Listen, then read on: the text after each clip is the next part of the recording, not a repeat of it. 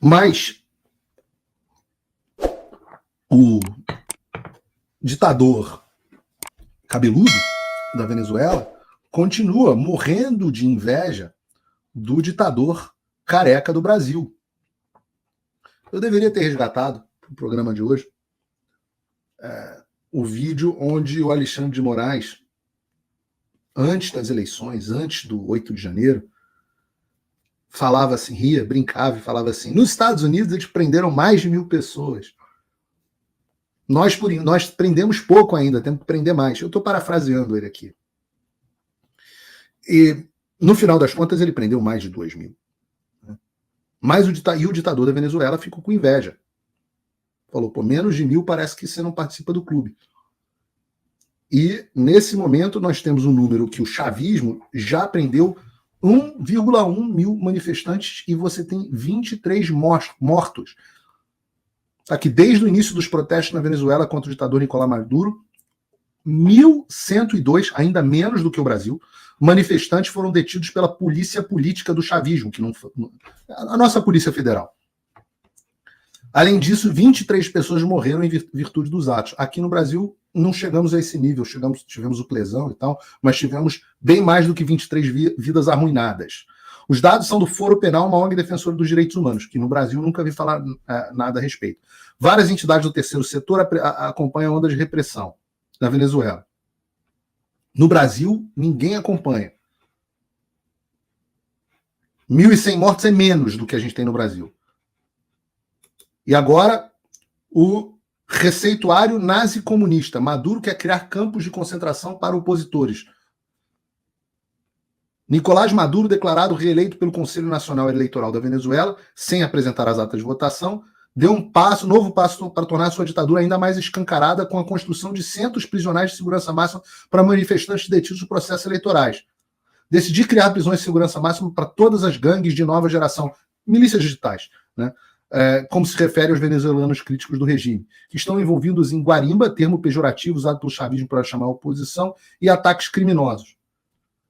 E não há perdão, ou seja, sem anistia, no quadro da Constituição e das leis para isso. Vamos fazer uma aposta para ver se essas prisões conseguem a reeducação e convertê-las em espaços produtivos. Lembram das falas dos ministros do STF sobre para reprogramar a mente das pessoas? Opa, desculpe interromper o seu vídeo, mas desde 2022 eu continuo com as contas bloqueadas e o passaporte cancelado pelo Xandão. Se você aprecia o meu trabalho e tudo que eu faço pela liberdade de expressão, tem um lugar onde você pode se tornar meu apoiador com uma pequena quantia por mês. Acesse www.paulofigueiredoshow.com e torne-se meu apoiador, e aí você vai receber conteúdos exclusivos e desconto nos meus cursos. Ou então, você pode se tornar meu patrono Gold e passar a me pautar, tem reuniões comigo, você entra para o meu grupo de WhatsApp, que eu uso sempre. O link para tudo isso está aí na descrição. Aliás, os campos de concentração não deveriam ser novidade. O Brasil teve e tem campos de concentração. Ora, eu preciso lembrar, isso aqui, essa imagem, por exemplo, é uma imagem dos presos do 8 de janeiro. Esse campo de concentração existiu no Brasil. Alguém precisa... Consegue aumentar o espaço da tela, Bruno? Isso existiu no Brasil. Alguém precisa lembrar que essa realidade, que não é vista pelas ONGs internacionais, não é fictícia e possível para o Brasil. Ela é uma realidade que aconteceu no Brasil, em escala maior do que a da Venezuela. Quando eu digo que a diferença é o cabelo, não é brincadeira. Tem o vídeo do campo de concentração aí, Bruno? Abuso! Abuso! Não, esse não. Esse. Temor não há, mas eu bem sei que a minha vida olha a cara das pessoas. nas mãos do meu Jesus, que vivo está.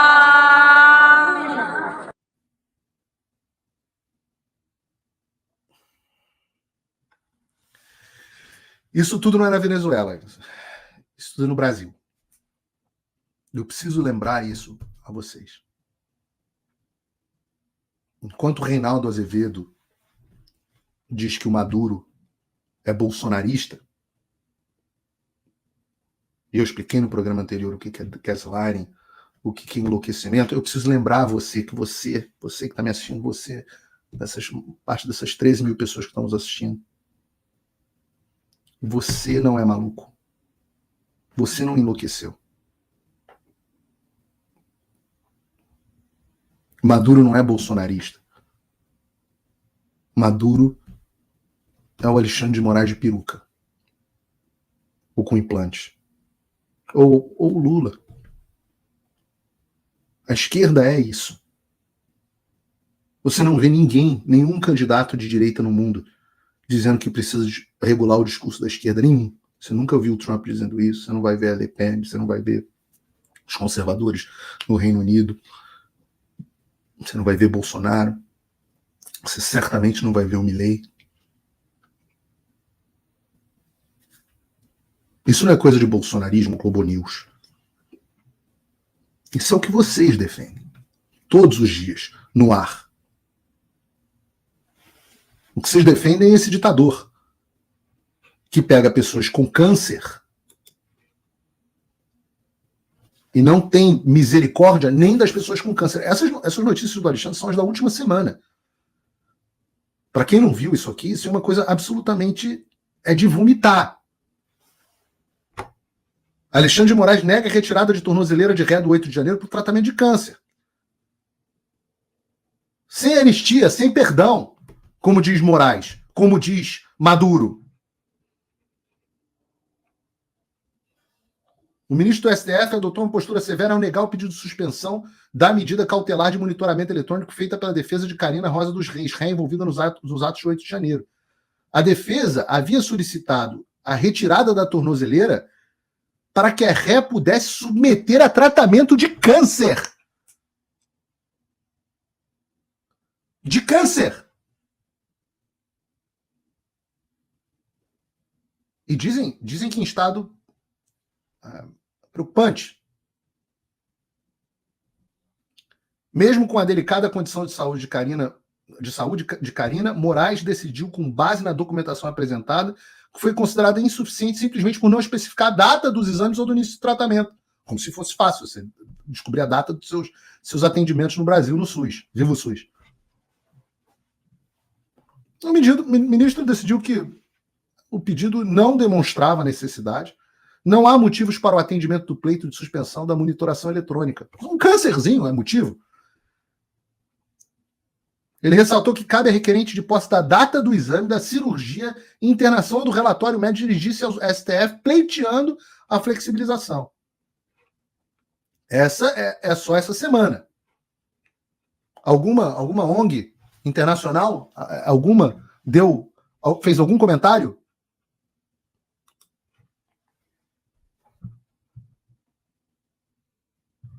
O que será que acontece se alguém xingar o Nicolás Maduro no aeroporto, digamos assim, em Roma? Porque também nesta semana, o advogado da família que foi acusada de hostilizar o Moraes aponta o erro da decisão. Advogado Ralph Tortman, que atua na defesa dos Mantovani, apresentou um novo recurso nessa semana, no caso que envolve o aeroporto de Roma. Na ação, ele pede ao Dias Toffoli acesso à gravação original das câmeras de segurança para submetê-la a uma perícia independente. Isso segundo porque, olha que loucura, a gente tem um advogado dizendo que o conteúdo foi adulterado pela Polícia Federal. A Polícia Federal está sendo acusada por um advogado de ser uma organização criminosa que adulterou provas para favorecer o ministro do STF. É a segunda.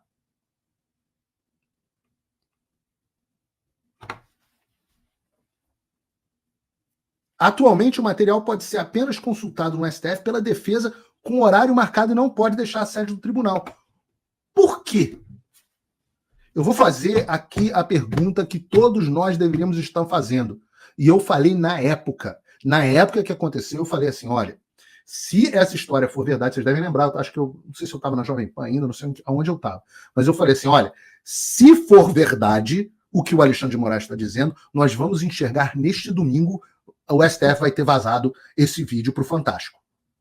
Se esse vídeo não tiver no Fantástico nessa semana ou na próxima, vocês podem ter certeza que o Alexandre de Moraes está mentindo sobre o que aconteceu naquele aeroporto. E mais de ano se passou, e até agora nós não sabemos o que aconteceu no aeroporto de Roma.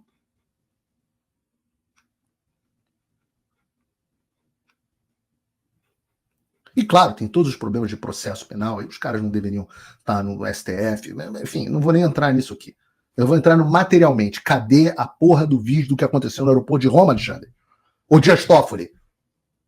Por que o Brasil não pode saber? Por que vocês podem saber mais do que nós? Se vocês trabalham pra gente, não nós trabalhamos pra vocês. A gente sabe a resposta. Mas a conta de vocês vai chegar. De todos vocês vai chegar. Até lá vocês vão continuar pegando essas pessoas perigosíssimas, como a moça do 8 de janeiro que pintou uma estátua de batom e aceitar a denúncia criminal contra ela. Perigosíssima essa moça. Essa senhora é uma meliante. Maduro está certo, tem que cuidar toda a força da lei. Supremo Tribunal Federal para essa moça, onde já se viu. Já pensou se todas as estátuas do país começassem a ser pichadas de batom? Ah, não, esqueci. Quase todas as estátuas do Brasil estão pichadas, mas com grafites de criminosos na rua, vândalos, que não sofrem absolutamente nenhuma sanção do Estado brasileiro. Mas a mocinha, essa senhora aqui, dá para ver que a cara dessa pessoa é praticamente um Hannibal Lecter. Essa moça é uma clara evidência, essas pessoas que estão em volta dela, essa família dela. Importante até que essa moça seja afastada, né, da família. A cara dela, de meliante, te vê claramente que ela é assim, porra, ali fechada com o Fernandinho Beiramar. Ah, não, se fosse, estava solta pelo STF. Mulher do batom. Do batom. E claro, a gente não pode esquecer, ainda nessa semana, o caso do Daniel Silveira, que nós trouxemos o advogado aqui dele na semana passada, continua preso há mais de 100 dias, assim como tem deputado preso, ex-deputado preso na Venezuela, a gente tem o do Brasil preso há mais de 100 dias ilegalmente. E claro, há o caso cada vez mais ridículo do Felipe Martins, que foi objeto de uma excelente coluna do Glenn Greenwald, que eu recebi do WhatsApp do Bolsonaro. Né? Quem diria? Eu sempre elogiava o Glenn Greenwald, eu era massacrado por isso. Quem diria que eu ia viver para receber no meu WhatsApp uma reportagem do Glenn Greenwald enviada pelo presidente Bolsonaro? Olha que mundo louco, dentro da Folha de São Paulo, falando mal do Alexandre de Moraes. Eu falei, caraca, isso é muito louco. O presidente Bolsonaro está me mandando... Se eu viajasse no tempo, para 3 anos atrás, e dissesse assim, olha, Paulo, vai ter um dia que você vai receber do Bolsonaro, por WhatsApp, uma reportagem do Glenn Greenwald falando mal do Alexandre de Moraes dentro da Folha de São Paulo. Eu digo a você, não tinha a menor chance de eu acreditar num negócio desse. Mas o mundo efetivamente dá muitas voltas. E não só o Glenn publicou, mas eu tiro o chapéu, porque ele é advogado, né? Aliás, é mais um jornalista que é chamado de blogueiro, apesar de ter um Pulitzer, porque não é jornalista de formação, né? O Glenn é advogado, constitucionalista, inclusive. E tá ele na Folha de São Paulo. Eu vou ler só uns trechos aqui para você. O princípio de que um cidadão só pode ser preso depois que se prove em um julgamento justo que cometeu crime é fundamental para qualquer sociedade livre. Essa é a premissa que fundamentou as reportagens da Vaza Jato no Intercept e a mesma que levou o STF a anular as condenações de Lula por Sérgio Moro. Doloroso, né? A prisão sem julgamento, mas é bom porque agora o Alexandre está apanhando pela esquerda, ele não está apanhando mais pela direita, ele está apanhando pela esquerda. A prisão sem julgamento justo é um dos atos mais graves que o Estado pode cometer. Existem circunstâncias muito restritas e raras em que isso pode ocorrer. A prisão preventiva é uma medida de caráter excepcional e se justifica e se justifica para prevenir situações que podem colocar em risco um resultado judicial justo. Por exemplo, quando um acusado pode obstruir uma investigação ou apresenta um grande risco de fugir do país. Aí ele faz o paralelo com a Lava Jato, fala do Gilmar Mendes, de como o Gilmar Mendes era um grande defensor, né, desse estatuto. O Gilmar Mendes, que hoje virou carrasco, era o garantista. Aí ele entra aqui. No caso de Martins, Moraes justificou a prisão com base na alegação de que o ex-assessor havia deixado o Brasil a bordo de um avião presidencial, babá. Em outubro de 2023, um colunista do Metrópolis afirmou equivocadamente, acho que foi aquele Igor Gadelha, vale nada, que Martins deixou Brasília e foi para Orlando e evaporou. Aí eles utilizaram a reportagem para isso. E ele conta todo o histórico e diz assim como ocorre com todos os cidadãos, Felipe Martins deve ser punido se for provado em um julgamento justo cometeu algum crime. Mas ele nunca foi acusado, assim como eu nunca fui, acusado de ter cometido crimes, muito menos condenado por eles. Está claro há muito tempo que a base para a ordem de prisão, olha essa que frase forte, está claro há muito tempo que a base para a ordem de prisão de Martins por Alexandre de Moraes, antes do julgamento, é falsa. A base é falsa. Martins está há quase 6 meses na prisão com base em uma alegação falsa. Já passou a hora de ser libertado.